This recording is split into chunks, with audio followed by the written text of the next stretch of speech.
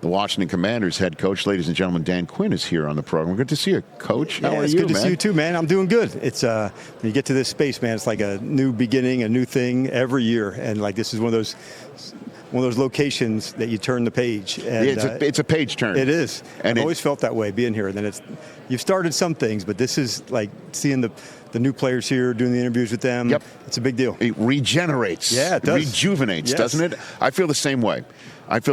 And those 2 weeks without football being played feel like 2 months, to be honest. And then I was just telling you during the commercial break, we're talking a lot of basketball on the program when there's no football being played. And I saw you at a game that I wish I was at this past weekend, although it wasn't the great result for my Wolverines. But you were there in D.C. for Michigan Duke, huh? Yeah, what a cool environment, for a neutral site game for two teams. As a Michigan guy, you'd be proud, man. These two teams battled. It felt like an NCAA tournament game. Guys diving on the floor, going for the, rebounding, tough. And it was exact kind of, college matchup that you'd hope to see. Great environment, right? Yes. Did you get to meet either of the coaches or no? I was there as a Duke fan with John and his staff. Why are you a Duke fan? I got to know John here through the last few years. And man. As coaches, it's nice to have some other guys in different sports, to bounce things off with. Did you meet Dusty? Did you meet Dusty May? Did not meet Dusty. Okay. You'd like him. I would like him. You would definitely like him. I would definitely like him. I like how his team competes. And that was what jumped out to me from both teams, man. Like you could see, it wouldn't surprise you if those two teams battled again.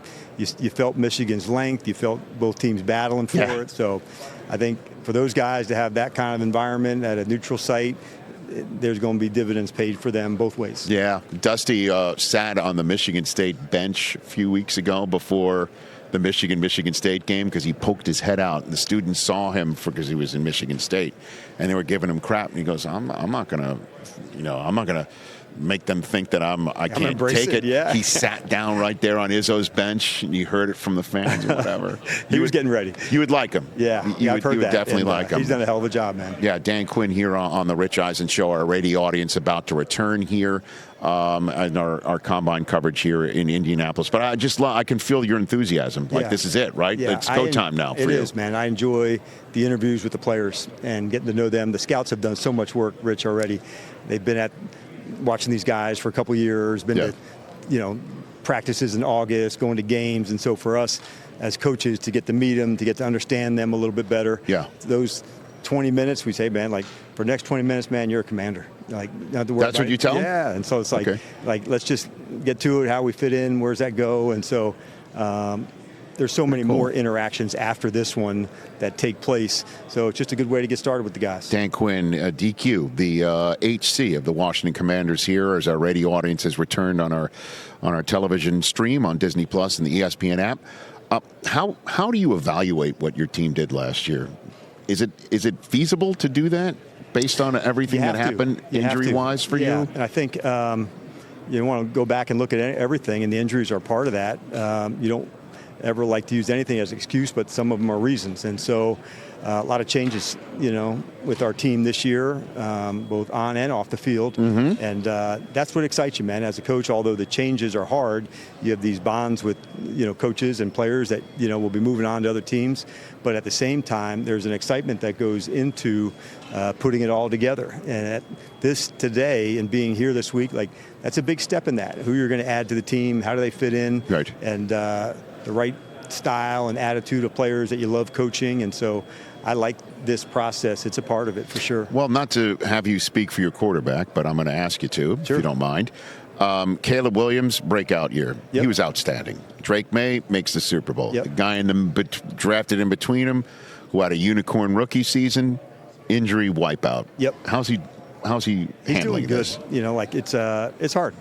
Jay only getting about 6 or 7 starts in this year. He didn't get to fully express who he is. Yeah. And take that step forward. I wanted to see it. Yes, and it's going to happen. He is an absolute savage competitor, man. We love everything about him. And so he's putting in that work right now to get ready with he and his teammates. But I love that he has things to prove. And those are good moments to be in as a player and as a coach. And so we can't wait to get rolling. I know the answer to the question, but I'm going to ask it anyway. Why is it advantageous for you to have him feel like he's got something to prove? I think everything can get elevated. And one of the things about great quarterbacks, and Jayden being part of that, they also can multiply and elevate others around them. And that's what you see people do going from year ones into 2s and 3s and 4, where early on they play good at their position, be a great teammate, and now they're able to expand and raise the standards of others around them. And like, think of all the great quarterbacks, Rich, that have done that. And Jayden's going to be right into that conversation this year as well, just by what he brings, not only to him, but to the guys around him. Why did you make the moves at coordinator that you did? Yeah, those are tough, man. And what happened at the start where things went well, sometimes you have to adjust and you have to change even when it's hard. And that's what we had to do on both sides of the ball. And going into it, having a vision for how we want to play in 25 and beyond, that's what drove the decisions. And both Kliff and Joe are excellent coaches, and so we've added David Blau, who is on the staff here, and we added Durante Jones, who has been in Minnesota the last few years. And both these guys, Rich, are excellent coaches, man. I can't wait to get started with it. But you're calling the defensive plays? Durante will. Durante will? Yes. Okay. So you like delegating? I do. You like it? I like. Why do you like it? I love, one, I know I can help on the leadership of everybody. And so I like being in other meetings and being around the players in different spots. I felt, for me personally, when I was just doing the play calling, I felt more segmented from everybody else. Okay. And although that model works great for some people, for me best, I love when I'm able to help, lead the entire group and provide the support that both the coordinators need. I know that's how I do it best. What's your approach to having a very important draft choice, not just for your organization, but right there in the first round where there could be some movement if somebody wants a certain player? You've got optionality, which is, I know, what you like to have going into a draft. It is. This is not the, you don't want to pick this high where you're at. When you're here on that time, okay, there's going to be some really, really good players, Rich, that can help change, and change your team, change how you play. And so Adam and his crew, man, they're on it. They've got a vision. They know what to do. I like seeing Adam on game day, which is draft weekend, to see those decisions. And, like as a coach during the game, that's go for it, don't punt, kick, all of those want to go. And during draft weekend, you get to see that same space that he's in. And it's kind of this great balance, that we have together. And I certainly enjoy it. Pardon me for asking about a specific player, but I'm going to do it anyway. Jeremiah Love's sitting out there. And obviously you've got some, decisions to make on the offensive side of the ball. Yep. He's a dynamic running back. You could see what you as a defensive coordinator in this league know how difficult it is to stop somebody who can do it from that position. Where are you on the philosophy of taking a running back as high as you're drafting? Yeah, I think the best thing, man, who are the guys that can help impact your team? Right. And I think our league has changed a little bit, Rich, over the last few years into that way when you see guys who can absolutely make impactful plays to do things. That's really what you're looking for. Right. How does somebody impact the team in a great way? And sometimes that's through running back. And we've seen, the players over the last, 4 or 5 years who have done that, and they deliver. And so what happens, I like him and him and him. When you get into that spot, there's so many guys that you like, and you start putting them into rankings and where do you go. But like I said earlier, Adam and his group, they've got a really good process, man, that they go through. And I'm still learning a lot of the guys now from the college side, just getting done free agency and going through a lot of those evaluations. I'll learn more over the next few weeks for sure. Do you have a guy in your career at any point, current head coach, previous head coach, previous coordinator, that you spotted at the combine and you're like, I dig this kid, we need to do some more digging, check boxes, and turned into somebody significant? Somebody? I'll go way back into my file here. One name that popped into my mind was Grady Jarrett. And you felt the competitiveness, the effort, and now he added skill and learn more as a rusher and how he could go affect things. So he was definitely, I think he might have been a 5th-round pick. But there are certain players, and man, you'd love to coach that guy. You definitely want him on your team, what it means, how he would do it. And they're not all first-round picks. So, like some of the ones that you were talking about, it wasn't rolling through as first round or second round. No, but that's, by the way, great name, great player. Yep. And what he's become. What was it? Something in a meeting? Was it an on-field drill or something? What was it? I felt his energy to lead it. And I can even remember like going to his pro day and people saying there, person line everything. Like he wasn't missing a thing, Rich. Like there was a chance to express how he wanted to compete. He did it. And that was lifting, that was competing, it was in the drills. When people come here and just want to work out and just win the drill, the workout, like it just shows they love to compete and battle for it. And those are things that I look for, not necessarily what the inches are or the time, but just seeing how hard they want to go after it and like express that competitive nature. Okay. So what's your message to Commanders fans who are just so out of their skulls giddy with your first year and the results of that year and seeing what Jayden Daniels is going to do, and then this year, you're back picking in the top 10 for various reasons, many of them out of your control.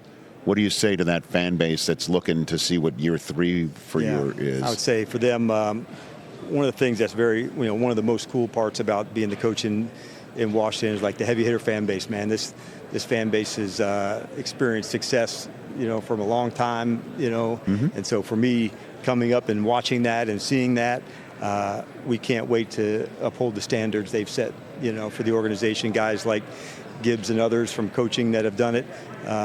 We can't wait to go prove it, man. Just like we were talking about our QB. We love to battle and compete, and we cannot wait for that to be expressed. Okay. And then I lied, one last one. The Walter Payton Man of the Year is somebody you've coached for a very, very long time at various spots as well.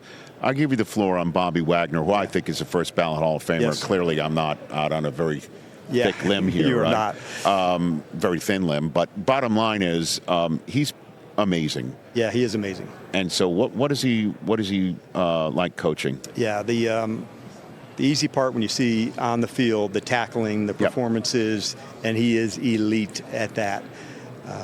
He'll go down as one of the best tacklers that's ever played.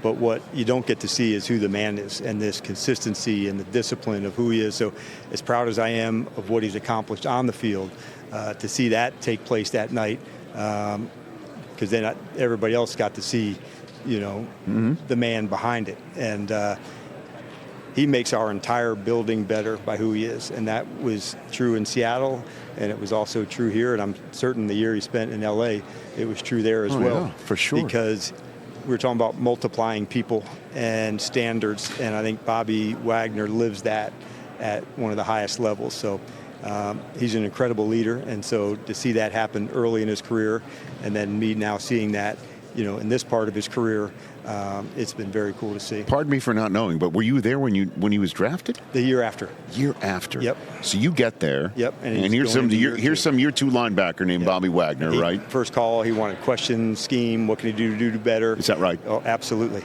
And in the meetings, I can remember just staring at me, writing things down, over and over. He was not going to miss it. He had standards that were so elite early. And same now, right? Same now. And now can people come in early to train with him, as much work as he puts in to study. You've heard the word pros pro, and then there's a whole nother level of elite beyond that, and that's what Bobby represents. Thanks for the time here, Dan Quinn. Yeah, you got it, Rich. You're the man. You're the man. Thanks for taking the time whenever you zoom into the show, and I always love chopping it up with you. Yeah, same, man. You bet. Hey, you made it all the way to the end. Thanks for that. Check us out every single day streaming live on Disney Plus and the ESPN app 12 to 3 Eastern.